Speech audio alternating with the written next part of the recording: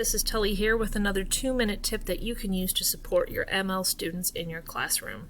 This one has to do with closed captioning in a student's first language, but specifically it has to do with videos that are coming from sources that are maybe not as great as YouTube with giving a whole bunch of different language options. So for example, Criterion On Demand, which is one of our free board-approved websites that we can use to show movies in class. You'll notice if you've ever watched a movie on here that if you scroll down, very few options for what languages you can do closed captions in. English and French, pretty much. If you were to go to watch a video on the CBC website, you might find similar circumstances. So here's a trick that you can use to add some closed captions in other languages. So what you're going to do is, if you are in Google Chrome, you're just going to go to the 3 dots at the top right, and you are going to scroll down until you find Settings. From there, you are going to go to the accessibility settings, and you are going to make sure that you've got checked on your live captions, okay?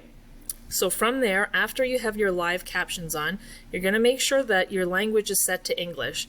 Now you'll notice there's a section here where it says you can add languages, and you might be thinking to yourself, well, I'll just add Persian as an example. I thought the same thing, and when I clicked on that, you'll notice that there's very few languages available there, and if you search up something that's not there, you're not going to find it. So the solution to this is you're going to keep that at your English default, but then in this next section here where you're clicking on the live translate, you're going to be translating your captions, the English ones that you've just set, to a much wider variety of languages that you can choose. So I'm just going to choose this one as an example, and then I'm going to go back to my video and I'm going to click play.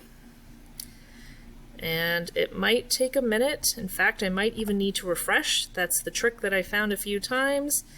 IT would be proud of me for that one. Going to go ahead and take my mute off. And once we get to a part where there's actual talking happening,